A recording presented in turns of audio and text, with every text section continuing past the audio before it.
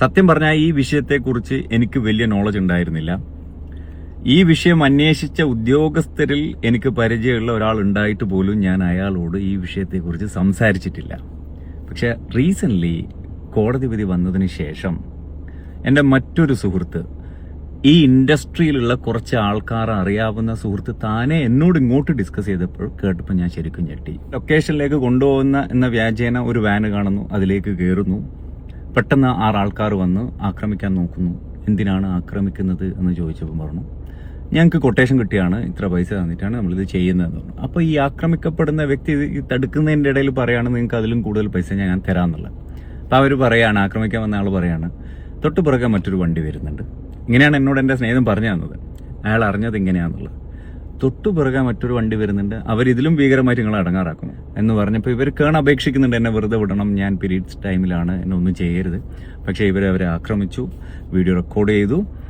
ആരാണോ ഈ ആക്രമണം പ്ലാൻ ചെയ്യുന്നത് അദ്ദേഹത്തിന്റെ നിർദ്ദേശപ്രകാരം 3 സ്ഥലങ്ങളിൽ അത് USB-യിലാക്കി കൊടുത്തു എന്നാണ് പറയുന്നത്. നോർമലി ഈ ഒരാൾ ഇങ്ങനെയുള്ള ലൊക്കേഷനിൽ പോകുമ്പോൾ ഇടയ്ക്കൊക്കെ അച്ഛനെ കൂട്ടുന്ന ആളാണ്. അച്ഛൻ മരണപ്പെട്ട ഒരവസ്ഥയിൽ ഇരിക്കുകയാണ് ഇങ്ങനെയുള്ള ഒരു കൊടും ക്രൂരത ഫേസ് ചെയ്യുന്നത്.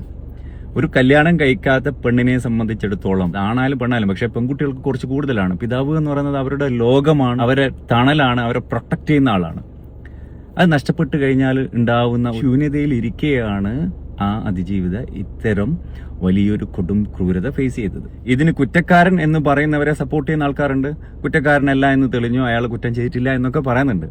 ഓക്കെ, അത് ശരിയായിരിക്കാം. പക്ഷെ കുറ്റക്കാരനെ കണ്ടെത്തണ്ടേ? കാരണം ഈ ഒരു ഇൻഡസ്ട്രിയിലുള്ള ആളാണ് ഇത് ചെയ്യിച്ചത് 100% കുറച്ചെങ്കിലും ബുദ്ധിയുള്ളവർക്ക് മനസ്സിലാവും.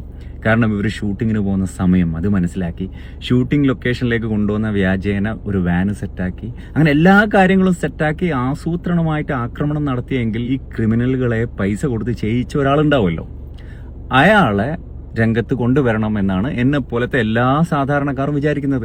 ഇങ്ങനെ പൈസ ഉള്ളൂ എനിക്ക് തോന്നിയതുപോലെ ആരെയും എന്തും ചെയ്യാനുള്ള ഒരു ഗഡ്സ് മനസ്സിലുണ്ടാകുന്നുണ്ടല്ലോ. അത്തരം ചിന്തകളുള്ളവർക്ക് ഒരു മാതൃകാപരമായിട്ടുള്ള ഒരു പാഠമായിട്ട് ഈ ഒരു കൊടും ക്രൂരത ചെയ്തതിന്റെ പിന്നിൽ ആരാണെന്ന് കോടതി ഉത്തരവിട്ട് അന്വേഷിച്ച് കണ്ടെത്തിയിട്ട് ഈ കൃത്യം ചെയ്ത കുറ്റവാളികളെ ശിക്ഷിച്ചതിന്റെ ഡബിളായിട്ട് ഇത് ചെയ്യിപ്പിച്ചവനെ ചെയ്യണമെന്നാണ് എൻ്റെ അഭിപ്രായം. എൻ്റെ പേര് മാർട്ടിൻ എന്നാണ്. നടിയെ ആക്രമിച്ച കേസിൽ 2ാം പ്രതിയായിട്ട് തന്നെ 5 കൊല്ലത്തോളം റിമാൻഡ് ചെയ്തിട്ടായിരുന്നു. ഇപ്പോൾ സുപ്രീം കോടതി ബെയിലിൽ എനിക്ക് കിട്ടി, ഞാൻ പുറത്തിറങ്ങിയിരുന്നു. ഈ കേസുമായി ബന്ധപ്പെട്ട യഥാർത്ഥ സത്യങ്ങൾ, നടൻ ദിലീപിനെ ചതിക്കാൻ വേണ്ടി ഉണ്ടാക്കിയ കേസിലെ യഥാർത്ഥ സത്യങ്ങൾ എനിക്കറിയാം. അതിന്റെ പേരിൽ മാത്രം ഇത്രയും നാളെ എന്നെ ജയിലിലിട്ടായിരുന്നത്. നടൻ ലാലും ഡയറക്ടർ ശ്രീകുമാർ മേനോനും നടി മഞ്ജു വാര്യറും രമ്യ നമ്പീശനും ഭാവനയും ചേർന്ന് ദിലീപിനെ ചതിക്കാൻ വേണ്ടി ഉണ്ടാക്കിയ ഒരു കെണിയാണ് ഈ കേസ്. വണ്ടിയിൽ നടീനെ ആക്രമിച്ചു എന്ന് പറയപ്പെടുന്നത് വെറുതെ പറയുന്നത്. നടിയുടെ വീട്ടിൽ നിന്ന് തുടങ്ങി നടൻ ലാലിന്റെ വീട് വരെ ഞാനാണ് വണ്ടി ഓടിച്ചായിരുന്നത്. നടിയെ ആക്രമിച്ച കേസിലെ പ്രതിയായ മാർട്ടിന്റെ പ്രതികരണമാണ് നിങ്ങളിപ്പോൾ കണ്ടിരിക്കുന്നത്. നിങ്ങൾക്ക് തോന്നുന്നുണ്ടോ ഇത് മാർട്ടിൻ പറഞ്ഞ പോലെയാണ് നടക്കാൻ സാധ്യത എന്ന്? ദിലീപിനെ കുടുക്കുവാൻ വേണ്ടി മഞ്ജു വാര്യരുടെ പ്ലാൻ അനുസരിച്ച് ഭാവന അതുപോലെയെല്ലാം ചെയ്യുമെന്ന് നിങ്ങൾക്ക് തോന്നുന്നുണ്ടോ? എത്ര വലിയ സുഹൃത്തായാലും ഇത്ര വലിയ ഫെയിമിൽ നിൽക്കുന്ന ഒരു വ്യക്തി സ്വന്തം മാനം പോയി എന്നുള്ളത് പബ്ലിക്കായി വന്ന് പറയുമോ? നടിക്ക് നീതി ലഭിച്ചിട്ടില്ല എന്നുള്ളത് സത്യമായ കാര്യമാണ്. എന്നാൽ ദിലീപാണ് കുറ്റക്കാരനെന്ന് ഞാൻ പറയുന്നില്ല. അത് കോടതി തന്നെ തെളിയിക്കട്ടെ. കോടതി തെളിയിച്ചതിന് ശേഷം പറയാം അയാൾ കുറ്റക്കാരനാണ് എന്നുള്ളത്. ഇനി അദ്ദേഹമല്ലെങ്കിൽ ആരെങ്കിലും ഒരാൾ തീർച്ചയായും ഗൂഢാലോചന ചെയ്തിട്ടാണല്ലോ ഇങ്ങനെയൊരു പ്രോസസ്സ് നടന്നിട്ടുള്ളത്. ആ വ്യക്തിയെ പുറത്തോട്ട് കൊണ്ടുവന്ന് അയാൾക്ക് ലഭിക്കാവുന്ന ഏറ്റവും വലിയ ശിക്ഷ തന്നെ ലഭിക്കണമെന്നാണ് ഞാനും ആഗ്രഹിക്കുന്നത്. എങ്കിൽ മാത്രമേ നടിക്ക് നീതി ലഭിച്ചു എന്ന് നമുക്ക് ഉറപ്പായി പറയാൻ സാധിക്കുകയുള്ളൂ. ഇപ്പോൾ പ്രതികൾക്കുള്ള ശിക്ഷ ലഭിച്ചിരിക്കുന്നു. എന്നാൽ ആസൂത്രണം ചെയ്ത വ്യക്തി ഇപ്പോഴും പകൽമാന്യനായി നടക്കുകയാണ്. അദ്ദേഹത്തെയാണ് പൊക്കേണ്ടത് എന്നാണ് എൻ്റെ അഭിപ്രായം.